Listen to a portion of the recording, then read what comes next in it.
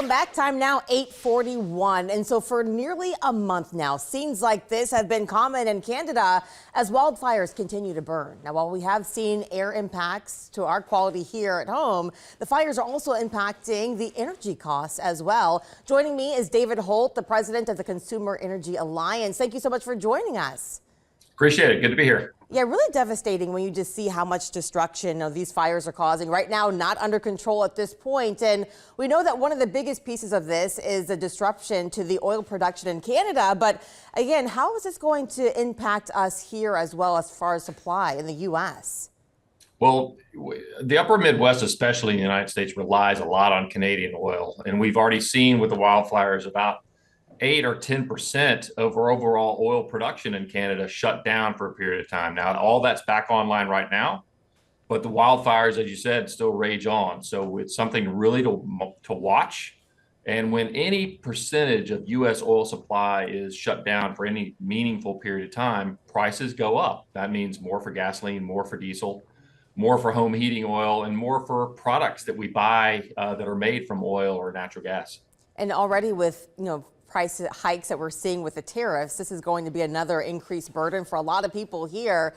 And according to the Energy Information Administration, U.S. production of crude oil is at an all-time high, around 13 million barrels a day. And so, again, this was released as of part of the end of May. But is this enough to offset the loss from Canada, would you say? Overall prices for gasoline and diesel and for oil globally are down still from where they were early last year. So that's overall good news, especially this driving time during the summer season. But, any disruption, what we're seeing now in the Middle East with the Iranian Israeli situation, that could also impact the price of global oil, which impacts the price of gasoline and diesel. Obviously, the wildfires in Canada can impact the price of oil, and therefore the price of gasoline and diesel. So any disruptions we need to see. The good news is, as you said, the United States is producing more. We have capability to produce even more than that to meet our needs. What we're seeing out of Washington clearly is leveraging U.S. energy supplies, making sure that we're making and supplying all the oil and natural gas we need here at home with homegrown oil and natural gas. And the more we can do that, the more we can offset these disruptions. But certainly we need that supply of Canadian oil.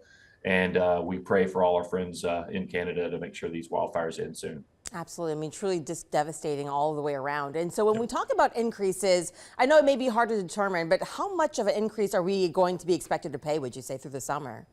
Hard to determine. We had, as I said, we had a little bit of a shutdown in Canada, about 8% of overall Canadian supplies, which is about 360,000 barrels a day.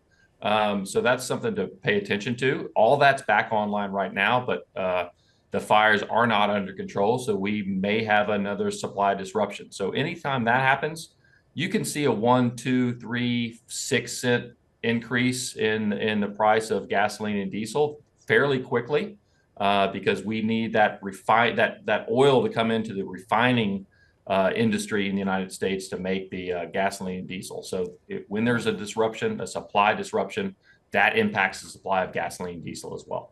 Is there anything that federal and state leaders can do to help keep these prices steady?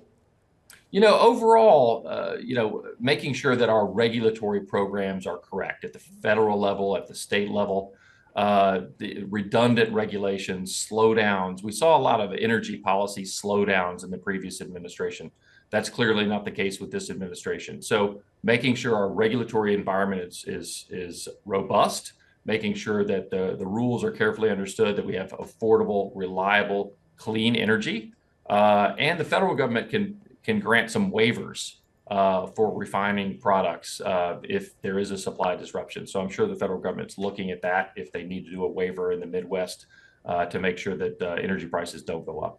Okay, of course, we'll keep watching this one, and hopefully we can, get some of those wildfires put out and really just put an end to this overall. But again, David Holt, thank you so much for joining us and shedding some insight on this as well. Thank you.